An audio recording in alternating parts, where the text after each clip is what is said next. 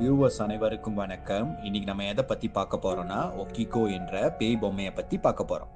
இந்த பொம்மை ஜப்பானில் ஒக்காய்டோ என்ற இடத்தில் உள்ளது. இந்த பொம்மை 40 சென்டிமீட்டர் உயரமும், கண்கள் கருப்பு நிறத்திலும், முடி கழுத்து வரை கட்டையாகவும் இருக்கும். உலகில் உள்ள பேய் பொம்மைகளில் இது மிகவும் பயங்கரமானதாக கருதப்படுகிறது.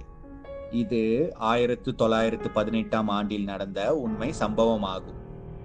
தனது விடுமுறையை கொண்டாட எகிச்சி சுசுகி ஒக்காய்டோ நகருக்கு செல்கிறார். அங்கு அவர் ஒரு அழகான பொம்மையை பார்க்கிறார். எகிச்சி சுசுகிக்கு அப்பொழுது வயது 17 ஆகும். அந்த பொம்மையை தனது 2 வயது தங்கையான ஒகிகோவிற்கு பரிசாக தர எண்ணினார். பிறகு அந்த பொம்மையை வாங்குகிறார். எகிச்சி சுசுகி வீட்டிற்கு வந்து தனது 2 வயது தங்கையிடம் அந்த பொம்மையை கொடுக்கிறார். சுசுகி கொடுத்த பொம்மை 2 வயதான ஒகிகோவிற்கு மிகவும் பிடித்திருந்தது. ஒரு நாள் யாரும் எதிர்பார்க்காத ஒரு விஷயம் நடந்தது. மிகவும் மகிழ்ச்சியாக வாழ்ந்த அந்த குடும்பத்தில் ஒரு பெரிய இடி விழுந்தது. 2 வயதான ஒகிகோவிற்கு திடீரென்று மர்மமான காய்ச்சல் வருகிறது. இதனால் வீட்டை விட்டு வெளியே எங்கும் செல்ல முடியாமல் வீட்டிலேயே வாழ வேண்டிய சூழல் வருகிறது. வீட்டின் உள்ளேயே அடைந்து கிடக்கும் ஒகிகோவிற்கு 24 மணி நேரமும் துணையாக இருப்பது சுசுகி பரிசளித்த பொம்மையாகும். தனக்கு மிகவும் பிடித்த பொம்மை என்பதால் அதனை எப்பொழுதும் தன்னுடனே வைத்துக் கொள்கிறார். ஒகிகோ அந்த பொம்மையுடனே விளையாடுகிறார், அந்த பொம்மையுடனே சாப்பிடுகிறார், அந்த பொம்மையுடனே உறங்குகிறார். ஒகிகோவின் வாழ்க்கை ஒரு வீட்டின் உள்ளேயே முடங்கி கிடந்தது.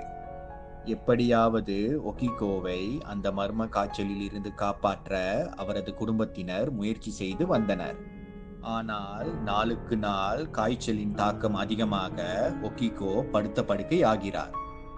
தன்னுடைய பொம்மையை கட்டி பிடித்தவாறே ஒகிகோ அந்த நோயின் வேதனையை அனுபவிக்கிறார்.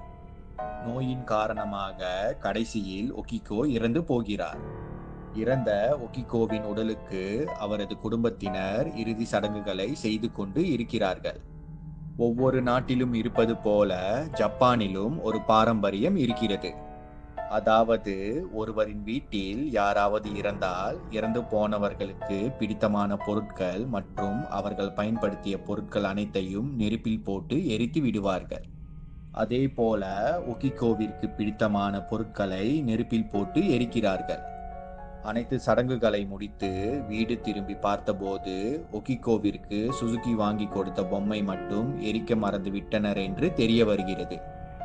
பிறகு அந்த பொம்மையை ஒகிகோ நினைவாக தங்களுடனே வைத்துக் கொள்ளலாம் என முடிவுக்கு வருகிறார்கள். அந்த பொம்மைக்கு இறந்த தங்கள் குழந்தையின் பெயரான ஒகிகோ என்று வைத்தனர். சில நாட்கள் கழித்து அந்த குடும்பத்தினர் ஒகிகோவின் ஆவி அந்த பொம்மையில் இருப்பதாகவும் அது கனவில் வந்து அவர்களுடன் பேசுவதையும் உணர்ந்தனர். அடிக்கடி அந்த பொம்மை கனவில் வருவதை அந்த குடும்பத்தினர் கூறியும் பலர் நம்பவில்லை. பிள்ளையை இழந்த வேதனையில் புலம்புகிறார்கள் என நினைத்து அதனை பலர் பெரிய விஷயமாக எடுத்துக்கொள்ளவில்லை. ஆனால் சிறிது காலத்திற்கு பிறகு உண்மை வெளிவரத் தொடங்கியது.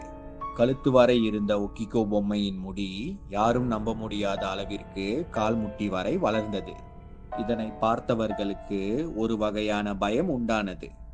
இது ஒரு பேய் பொம்மை என எண்ணி அதன் அருகில் செல்லவே பலர் பயந்தனர். ஆனால் ஒகிகோ குடும்பத்தினர் யாரும் இந்த பொம்மையை கண்டு பயப்படவில்லை. ஒகிகோவின் ஆவிதான் இந்த பொம்மையில் நம்முடன் இருக்கிறது என நிம்மதியாக இருந்தனர். இப்படியே பல நாட்கள் நகர்ந்தன. 1939ஆம் ஆண்டுகளில் 2ஆம் உலகப் போர் துவங்கும் போது பாதுகாப்பிற்காக ஒகிகோவின் குடும்பம் இடம்பெயர்த்து போகிறார்கள். அவசரமாக சென்றதால் அவர்களால் ஒகிகோ பொம்மையை தங்களுடன் தொடர்ந்து எடுத்து செல்ல முடியவில்லை. இவர்கள் வழியில் இருந்த மன்னேஞ்சி என்ற புத்த கோயிலில் இந்த பொம்மையை கொடுத்துவிட்டு செல்கிறார்கள். முதலில் ஒகிகோ குடும்பத்தினர் கூறிய எந்த கதையையும் அந்த கோயிலில் இருந்த துறவிகள் நம்பவே இல்லை. ஆனால் ஒகிகோ பொம்மையின் முடி வளர்ந்ததை பார்த்தவுடன் அவர்களால் நம்பாமல் இருக்க முடியவில்லை. இதனை பற்றி மேலும் அறிய ஒகிகோ பொம்மையின் முடியில் சிறிது பகுதியை வெட்டி அதனை ஆய்வுக்கூடத்திற்கு பரிசோதிக்க அனுப்பி வைக்கிறார்கள்.